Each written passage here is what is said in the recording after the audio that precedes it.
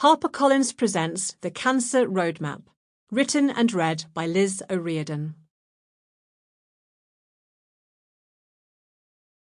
For Mum and Dad, I miss you every day.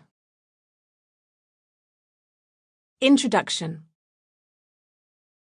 In researching this book, I've come across over 60 cancer treatments I've never heard of. Every week, my social media followers ask me cancer-related questions. Is it true that deodorants are dangerous? Will juicing stop my cancer coming back? Most of the questions are based on rumours, hearsay, and common myths. When I do go looking for evidence to see if there's an element of truth, there's nothing to find, and that's where this book comes in. It's a summary of the hundreds of hours I've spent researching the answers to my followers' questions. But why am I the person to write it? Ever since I was a little girl, I knew I wanted to be a doctor. Dad was a surgeon and Mum a nurse. Medicine was in my blood. It was only when I reached the sixth form that I knew I wanted to treat cancer patients. I read The Transformed Cell, Unlocking the Mysteries of Cancer by Stephen Rosenberg about the introduction of immunotherapy. It blew my mind, and I wanted to be part of that world.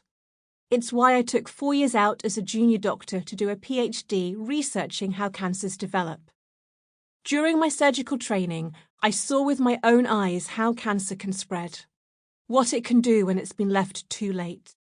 Awful cases where we'd open an abdomen and close it again because there was nothing we could do. Seeing women with breast cancers that had grown through the skin because they were too frightened to go to a doctor. But those were few and far between. Most of the time, I saw how my bosses could give their patients the best chance of a cure. When I became a breast surgeon, it was now my job to give my patients their best chance of a cure. Once I'd removed their cancers, I would pass them on to my oncology colleagues to work their magic. They'd offer chemotherapy and radiotherapy to reduce the chance of cancer coming back. I never met a patient who didn't want surgery, but there were many who didn't want chemotherapy. The biggest reason was hair loss. There weren't many women who wanted to try alternative treatments instead. Back in 2013, TikTok didn't exist. Instagram had only been around for a few years, and wellness podcasts were only just beginning to take off. I will admit to being biased against alternative medicine. I've lost several friends who said no to conventional treatment that could have cured them, chose the alternative route and died at a young age, leaving young families behind. I've had to pick up the pieces when patients with a good chance of a cure who chose the alternative route came back to see me with incurable disease. These are the stories we never hear about, the people who died when alternative medicine failed them. I'm grateful to several of their relatives who kindly shared the stories of their loved ones with me. You will find them throughout the book to help you learn what can happen when mainstream medicine is turned down. The only place where misinformation could be found back then was Facebook. And I remember one woman who said no to radiotherapy because she wanted to go on a juicing retreat in France that a friend on Facebook had suggested. I couldn't understand why she didn't trust me. I thought she was throwing her life away for something that hadn't been proven to work. And then, in 2015, as a fit 40-year-old triathlete with no family history, I was diagnosed with a large breast cancer myself.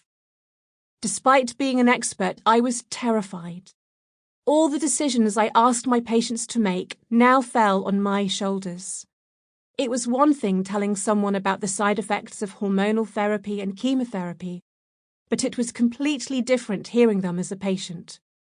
All of those side effects could potentially happen to me. Was living for as long as possible more important than a worsened quality of life? I said yes to everything. I wanted to live, and I would accept the risks and side effects that went hand in hand with the treatment. I continued to exercise. I didn't change my diet. I drank a bit less, but there was never any thought about looking for an alternative cure. When I went public with my diagnosis, mainly to stop people gossiping about me behind my back, I was sent dozens of emails from people promising they could cure me. One man was so insistent that he wrote to my MP asking her to tell me about his miracle cure. I just laughed them off. Sample complete. Ready to continue?